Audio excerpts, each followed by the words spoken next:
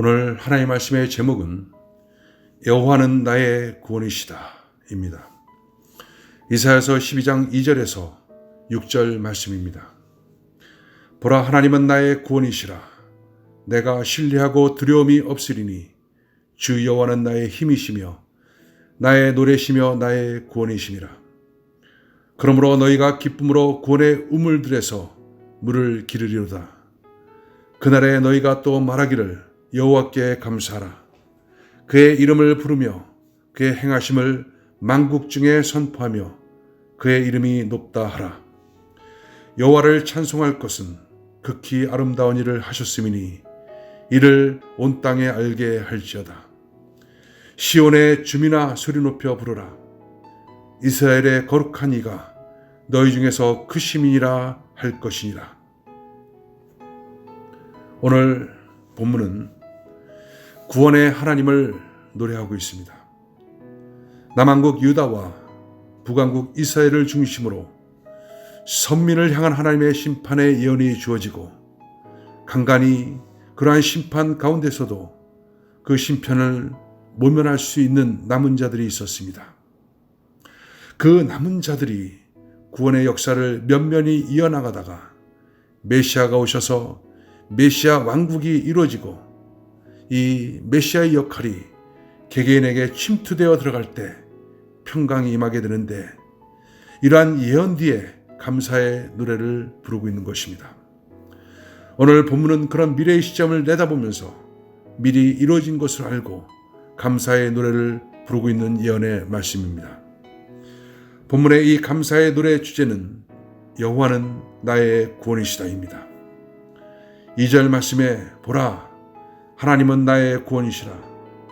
내가 신뢰하고 두려움이 없으리니 주 여호와는 나의 힘이시며 나의 노래시며 나의 구원이심이라. 여러분, 구원이란 무엇입니까? 구원하면 생각나는 것이 죄악에서부터의 구원입니다. 구원은 물에 빠져있는 자를 건져내듯이 빠져있는 상태에서 건져내는 것입니다. 죄악에 빠져 있습니다. 멸망의 상황에 빠져 있습니다. 거기에서 구원해 주는 것입니다. 심판을 면하고 죽은 다음에 천국 가는 것, 용서가 임하는 것, 그것이 구원입니다. 그런데 우리가 알아야 될 것은 구원은 죽은 다음에 세계에만 적용되는 것이 아닙니다. 이 세상에 살면서 구원은 늘 적용되는 것입니다. 성경에 보면 이 세상에 살고 있는 동안에도 하나님의 구원의 손길이 임하여 역사하는 장면이 많이 있습니다. 경제적 어려움에서 빠져나오는 것, 질병이 치료받는 것, 전쟁에서 승리하는 것, 큰 문제가 해결되는 것, 모두 하나님의 구원의 역사입니다. 그런데 여호와는 구원이시다 라는 말씀은 여호와가 환난에서 우리를 꺼내줄 뿐 아니라 여호와 자신이 구원인 것입니다. 예를 들자면 이렇습니다. 여호사밧 왕이 모압과 암몬과 마온 자손의 연합군이 쳐들어왔을 때 온 백성을 다 모아서 금식시키고 여호와 하나님만을 바라보았습니다. 이 상태가 이미 구원인 것입니다. 하나님을 신뢰한다, 의뢰한다. 이거 무슨 뜻입니까?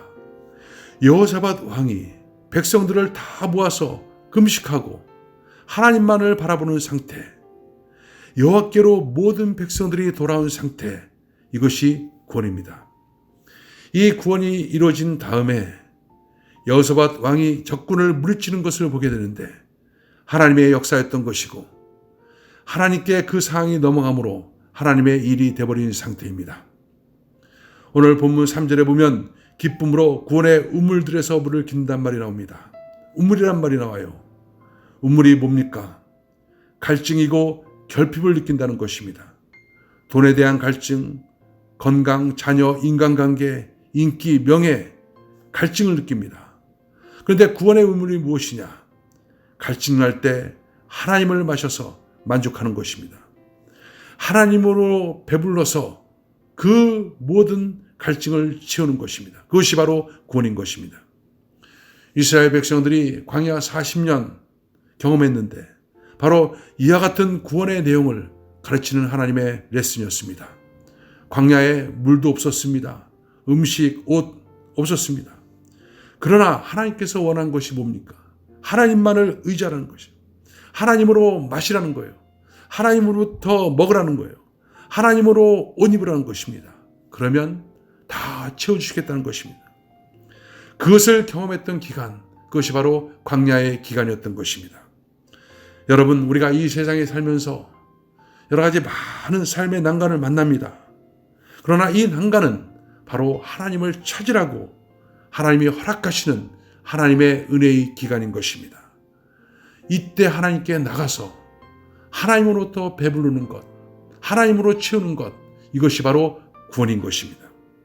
오늘 5절에 보면 여호와를 찬송할 것은 극히 아름다운 일을 하셨음이라 라고 말합니다. 극히 아름다운 일을 하셨음이라. 무슨 뜻입니까? 하나님께서 우리에게 십자가를 통해서 이 일을 이루어 주셨습니다. 그렇기 때문에 우리가 실제적으로 하나님을 잊고 마시는 것, 그것은 십자가 앞에 나갈 때 가능해지는 것입니다.